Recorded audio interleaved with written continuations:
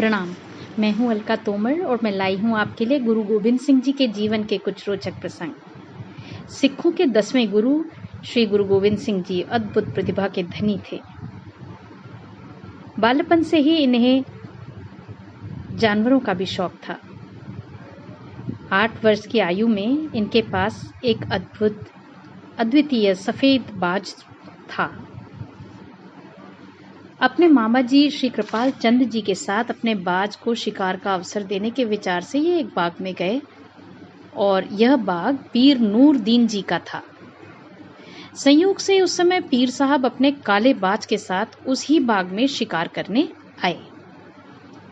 उस दुर्लभ सफेद बाज को देखकर पीर साहब का मन ललचाया और उन्होंने तुरंत गुरु गोविंद सिंह जी को चुनौती दी कि यदि उनका सफेद बाज पीर साहब के काले बाज से लड़ाई में जीत जाए तो दोनों बाज उनके, अन्यथा गुरुजी का बाज भी उनका हो जाएगा।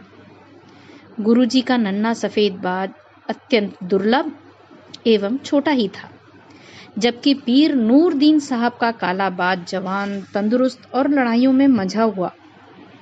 गुरुजी को पीर साहब की मंशा जानने में समय नहीं लगा। बिना हिचकिचाए वे बोले, आपके बात से तो मैं चिड़िया लड़ाऊंगा। पीर साहब उनका उत्तर सुनकर अवाक रह गए। बेसाख्ता बोले, कहाँ है तुम्हारी चिड़िया? तो गुरुजी ने एक पेड़ की शाख पर बैठी 2 चिड़ियों की तरफ इशारा किया। गुरुजी की नजरों से चिड़ियों की नजरें मिली और वो दोनों छोटी चिड़ियां जोश में भरकर आकाश में उड़ गईं। पीर साहब ने अपना बाज उन पर छोड़ दिया। आसमान में घमासान शुरू हुआ। पंखों के ढेर झर झर कर गिरने लगे। पता ही न चलता था कि ऊपर क्या हो रहा है। कुछ ही समय में पीर साहब का बाज गोल चक्कर खाता हुआ पीर के बाग से 1 किलोमीटर दूर लब्बू के तालाब के पास गिरा। पीर नूरदीन यह करामात देखकर गुरुजी के चरणों में गिर पड़े।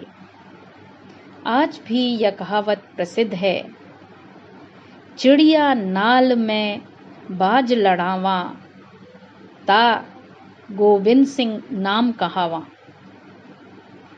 आज कोरोना महामारी के दौर में बड़े बड़े नेता, बड़े बड़े देश गच्छे में हैं, मगर चिड़ियों की मानिंद हमारा देश भारत इस महामारी से जूझ रहा है। गुरुजी के मोटिवेटेड सोल्जर्स इस घमासान में भिड़े हुए हैं। निश्चित ही यह चिड़ियां बाज को गिरा देंगी। जरूरत है तो विश्वास की, अपने नेतृत्व पर विश्वास रखें व कर्मों से विरत न हो। वाहे गुरु जी का खालसा, वाहे गुरु जी दी फतेह।